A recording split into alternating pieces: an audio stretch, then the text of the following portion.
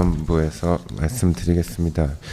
이 사건 당초 시작할 때 특검 측에서 증인이 130여 명이다 이렇게 처음에 말씀을 하셨고, 그리고 또 지금 피고인이 다른 사건들로 재판받고 있는 상황들을 고려할 때 이 사건을 집중 심리해서 운영하기도 좀 어려운 상황이 있어서, 그렇게 된다면 과연 이 사건을 특검법에서 정한 대로 6개월 이내에 종결할 수 있을 것인가에 대해서 최초에는 재판부에서도 좀 회의적인 견해가 있었던 것이 사실입니다. 그런데 이제 재판이 진행되는 과정에서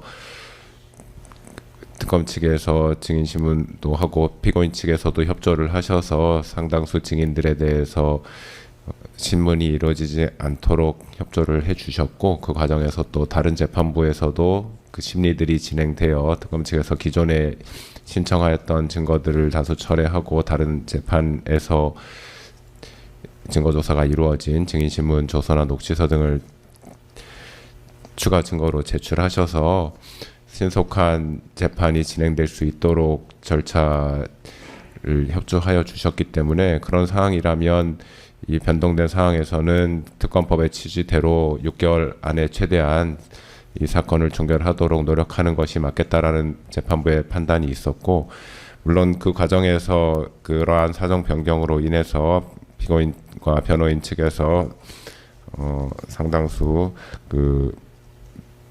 증거 제출 기회라든지 증인 신청 기회를 다소 충분히 보장받지 못했다고 지금 생각하시고 계시는 것도 이해를 하고 있습니다.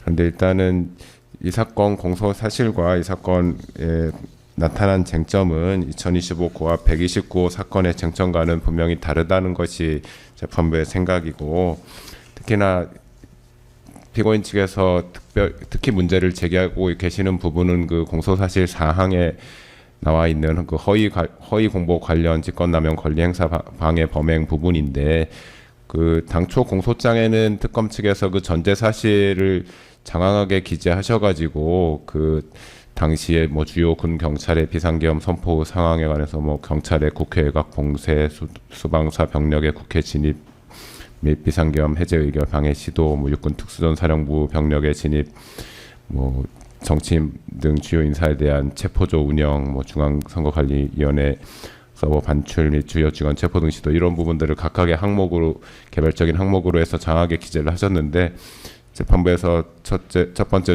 공판 준비 기일에 이 부분에 그 공소 사실을 좀 축소해서 정리할 것을 요청을 드렸고, 특검 측에서 그 9월 18일자로 공소장 변경한 내용에 보면은 그 부분이 상당히 축약되어서 기재가 되어 있고, 그조차도 사실 전제 사실입니다. 이 사건 구체적인 이 재판부의 판단 대상이 되는 범죄 사실의 핵심적인 내용이라고 보기는 어렵고, 그래서 그 전제 사실에 나타난 개개 그 사실에 관해서 모두 당부 판단을 해야 한다고 그 재판부는 보고 있지 않습니다. 그 부분은 그 변호인 측에서 말씀하신 것처럼 2025호와 129호 사건에서는 개개의 사실 하나하나가 다 다투어지겠지만, 이 사건은 그 이후에 피고인이 공보 담당관 등에게 지시하여 이루어진 그 피지의 내용이 당시 상황에 있었던 객관적으로 드러난 외부적인 사실관계에 부합하느냐 그러지 않느냐를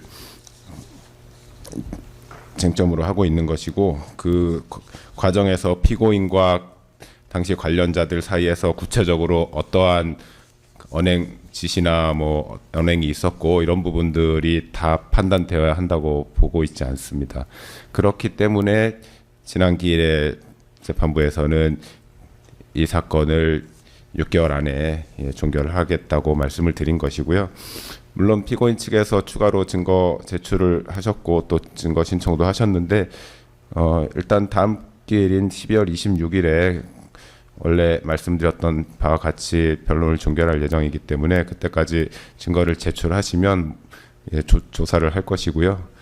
만약에 뭐 그 이후에 확보되는 증거가 있어서 변론 종결 이후에 피고인 측에서 추가로 증거를 제출을 하시고, 그 부분이 재판부에서 이 사건을 검토하는 과정에 있어서 필요하다고 판단되면 당연히 고려를 할 것이고요. 공판을 재개해가지고 정식 증거 조사가 필요하다고 하면 판단이 되면 변론 재개를 할 것입니다. 그 부분 말씀드리겠습니다. 네, 재판장님 감사합니다. 한 말씀만 올리겠습니다. 일단은 지금 내란 피고 사건에서 공수처의 내란죄 사건에 대한 수사권이 있는지에 대해서도 의견을 다 이미 내서 그 재판부에서 검토를 하기로 했고요. 제가 지난번에도 이것이 그 절차도 중요하지만 실제로 공무집행 방해죄가 되려고 그러면 그 공무원에게 그 권한이 있어야 된다는 것이 판단이 돼야 된다고 말씀을 드렸고요. 여기 있는 사건들이 관련 안 된 게 사실 없습니다. 피지 하나만이 아니고 거의 모든 부분들이 다 관련이 있어서 만약에 이게 내란죄가 성립이 안 된다고 하면 그 내란죄 수사를 하겠다고 달려들어서 수색영장에도 없는 집원의 지역을 막 들어와서 체포를 하겠다고 하는 이 시도 자체가 굉장히 이거는 문제가 심각한 겁니다. 그리고 이게 재판장님께서도 소송 지휘를 하실 때 처음부터 이게 6개월 안에 될 수 없다는 생각을 하셨기 때문에 저희도 마찬가지로 여기에 대해서는 특검의 입증이 끝나면 저희도 거기에 따라서 이제 제출할 증거들과 증거조사할 내용들을 저희도 이제 수집을 하려고 했는데 특검에서 하는 거 일단 대응하는 게 바쁘고 그리고 만약에 이게 특검도 이거를 자기들이 6개월 안에 정말 그 마무리를 하려고 그러면 처음부터 얘기가 나와야 되고 저도 과거에 이런 일들을 하면서 신속하게 하려고 그러면 증거 자체를 정제된 증거로 축약을 시켜가지고 정말 재판이 신속하게 가야 되면 복사를 다 해서 복사비 받고 기록도 주고 이렇게 합니다. 근데 어마어마한 분량의 기록을 그냥 던져놓거든요. 그러니 실제로 나중에 가면 철회한다 하지만 변호인들은 증거 동의 여부를 판단하기 위해서라도 그 많은 양의 증거들을 실제 봐야 됩니다. 그래서 이거는 처음부터 6개월 선고라는 것이 예정에 없다가 느닷없이 지금 특검의 요청에 의해서 지난번에 이렇게 이런 결정이 내려진 거기 때문에 이거는 변호인, 피고인 입장에서 보면 하나의 불이탈하고 할 수가 있습니다. 그래서 여기에 대해서는 기회를 좀 주십사 하는 것이 어떤 논리가 다 설명이 되죠. 재판장의 말씀도 일리가 있고 맞고 특검 측 얘기도 자기 입장에서는 그런 말 할 수 있지만 근본적으로 이거는 불이탈하는 겁니다. 처음부터 이 재판은 6개월 안에 한다. 자, 그러면 특검 측은 2달 안에 모든 입증을 1차적으로 끝내시오. 그 다음에는 변호인이 증인 신청하십시오. 이런 식으로 진행이 돼야 되는데 130명 증인 신청한다고 하다가 느닷없이 마지막에 증거 철회를 하면서 여기서 끝냅시다. 이렇게 하는 경우는 이거는 명백한 불이타가 되기 때문에 이거는 좀 재고를 한번 해주시는 것이 좀 어떨까 요청드리는 겁니다. 예, 재판부의 입장은 말씀드렸고요.